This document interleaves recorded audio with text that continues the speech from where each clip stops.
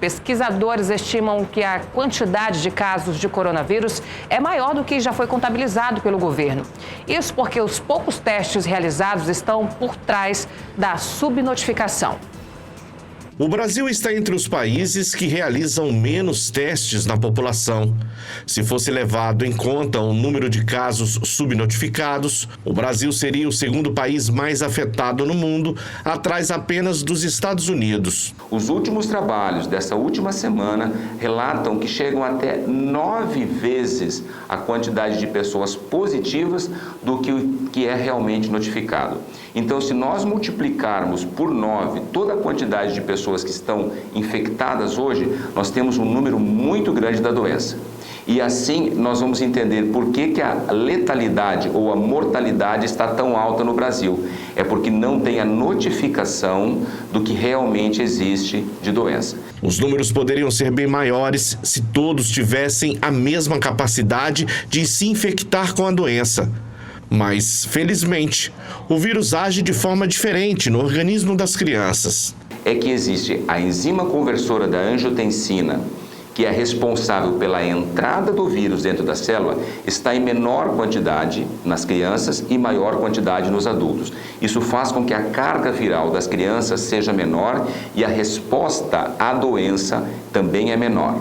A outra teoria é a teoria a respeito da imunologia, em que a tempestade de ocitocinas, ou seja, a resposta imunológica que as crianças têm mediante a infecção pelo vírus é totalmente diferente da resposta imunológica dos adultos. Então, os adultos têm uma resposta muito exacerbada e a inflamação é muito mais intensa. Mesmo assim, é bom manter todos os cuidados e isolamentos deste público, principalmente com o fechamento de escolas. Por isso, foi importante o fechamento das escolas e a limitação. E ainda deve ser mantido esse fechamento das escolas justamente porque essas crianças vão trazer, levar e estar sendo portadoras positivas sem estar sabendo, porque os seus sintomas são muito menores. Mas as crianças podem e terão a doença da mesma forma, porém com menos sintomas. Importantíssimo esse especialista estar nos ajudando a entender tudo que sim, está em volta do coronavírus, né? Everton Leone. Meire Santos, eu estou realmente muito preocupado. Eu vou te confessar.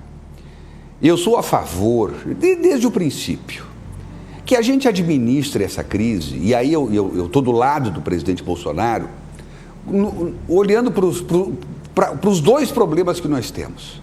Um deles é o coronavírus, que é inegável, que está aí atacando todo mundo, fazendo vítimas, e o outro é a economia.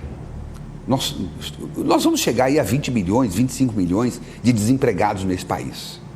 Falei para vocês que eu fui outro dia num posto de combustível que está funcionando, que estamos vendendo muito menos combustível.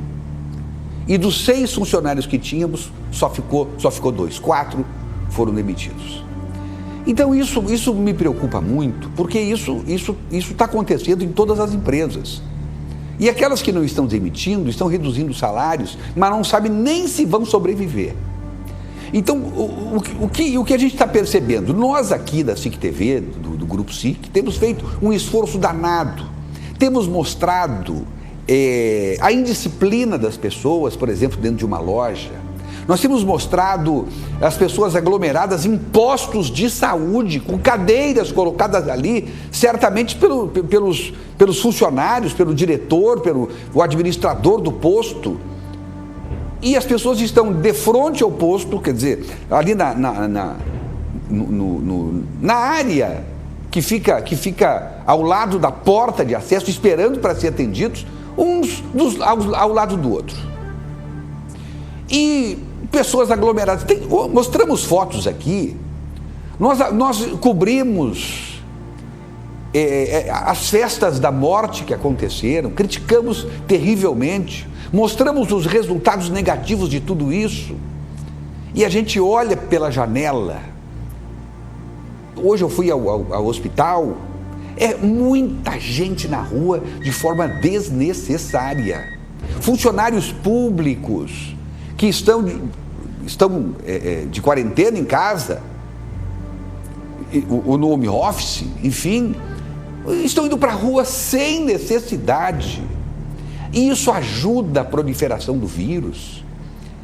Eu vi agora, há poucos momentos atrás, a Justiça do Maranhão determinou o fechamento de 4 municípios. Um deles, São Luís do Maranhão, a capital.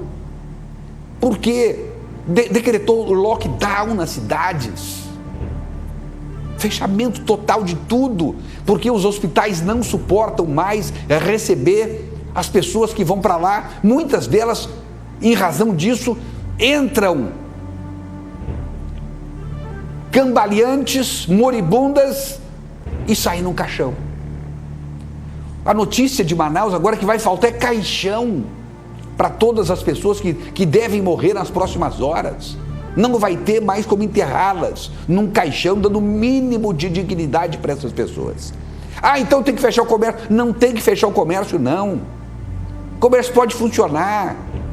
O que não pode é nós, cidadãos, não nos protegermos. E quando nós não estamos nos protegendo, nós estamos desprotegendo as outras pessoas, as pessoas da sociedade, da comunidade, os nossos irmãos. E o que eu acho aqui, eu tenho assim pelo governador do estado, Coronel Marcos Rocha, eu tenho uma profunda admiração por ele. Posso dizer até que sou não um amigo pessoal, mas um amigo de coração, porque respeito a figura do governador, que foi eleito legitimamente pela vontade popular. E ele é, sem dúvida alguma, o nosso líder. O homem que foi aclamado no segundo turno com uma votação expressiva para nos liderar, como se Moisés fosse para nos levar para o outro lado do rio, cortando as águas.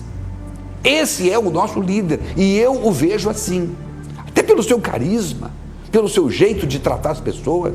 Mas eu acho que o que estaria faltando nesse momento é a figura do nosso líder, do nosso governador, ir à frente nessa luta, e ele criar mecanismos para que esteja todos os dias conversando com o povo, não em redes sociais simplesmente. Outro dia eu vi uma rede social dele com 1.500 pessoas, uma live. É vir para a televisão aqui, governador, os espaços aqui estão abertos para o senhor vir amanhã, se quiser, fazer esse programa aqui, conclamar o seu povo a seguir as suas orientações, os seus liderados seguirem aquilo que o senhor precisa que seja feito, para que a gente não deixe esse vírus fazer com que os nossos hospitais não deem conta. E a gente ouve aí, porque tá lá agora abrindo condições de ser atendido no Prontocordes. O outro disse, não, já comprou o Regina Pastos. Eu não sei se confirma essa informação, mas se isso é necessário, que se faça. Mas só que está sendo necessário, porque o nosso líder não está liderando os seus liderados. E eu digo isso com muito amor, com muito carinho, com muito respeito. E alguém diria, por que você não ligou para o governador?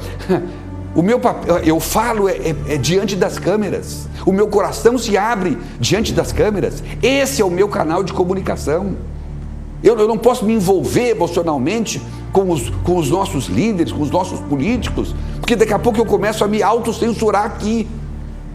E não é a hora de eu me autocensurar.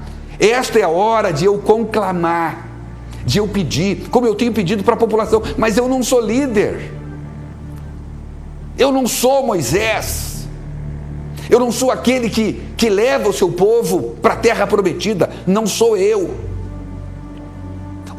Os homens que foram, os políticos em geral, talvez nem precisemos ficar no governador, podemos só no governador estender isso para a classe política toda, porque eles é que estão aí para nos reger e nos conduzir. A gente vê políticos fazendo live, mas não é esse só esse o papel. Tem que atuar efetivamente, reunindo pessoas dentro das condições importantes e necessárias para que não haja a chamada aglomeração. mas conclamar esse povo. Eu me lembro quando eu tinha mandato e tinha os meus eleitores, eu sabia quem eram eles, praticamente todos, e quem conviveu comigo sabe o que eu estou dizendo. Num simples telefonema meu, as pessoas atendiam, porque viam em mim aquele líder. Mas eu era um deputado estadual, era limitado, mas 24 deputados estaduais operando em direção aos seus eleitores, para que eles não saiam para a rua, para que fiquem em casa, para que respeitem. Ouvi hoje gente dizendo que foram comprar numa loja, foram 4 pessoas da família fazer uma compra que não era necessário os 4 estarem lá. Então essa pandemia só vai nos derrubar se nós, população, soubermos nos conduzir. Não é o secretário de saúde sozinho que vai resolver isso. Não é o governador sozinho que vai resolver isso. Não.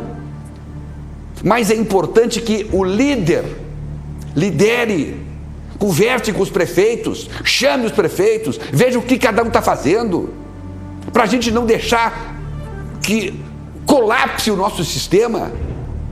Eu estou muito preocupado, eu estou aflito.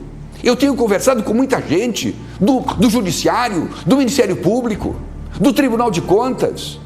Tenho conversado com gente do governo. E quando eu não converso, eles vêm e conversam comigo. Porque acabam imaginando que possa ser o pequeno Everton Leone, que possa ser a voz para fazer as coisas começarem a andar. Não tenho essa pretensão, e nem quero essa responsabilidade para mim. Eu só quero poder abrir o meu coração com carinho, com sinceridade, com o desejo de que as coisas voltem rapidamente à sua normalidade, que as pessoas parem de fazer festas, respeitem os limites, evitem as aglomerações.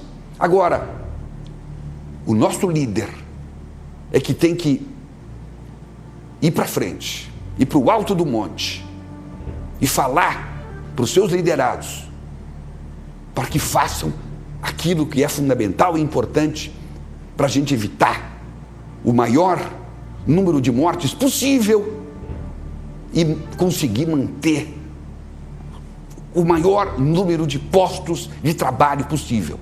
Porque muita gente que não vai morrer agora, vítima do corona, vai morrer depois, no período pós-corona, que eu também me assusto profundamente, porque esse vai durar 2 ou 3 anos no mínimo, até que a gente possa voltar à estabilidade da economia. Não vai ser 3, 4 meses só de corona, não.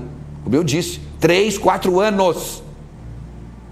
Aliás, o presidente Bolsonaro, com toda a sua boa intenção, conseguiu recuperar 1 milhão de empregos em 1 ano e meio, que já se escafederam e já está para mais do que isso, bem mais do que isso, de empregos que foram destruídos em apenas 2 meses de coronavírus. Então eu aqui conclamo, nós precisamos desse que nos leve à terra prometida.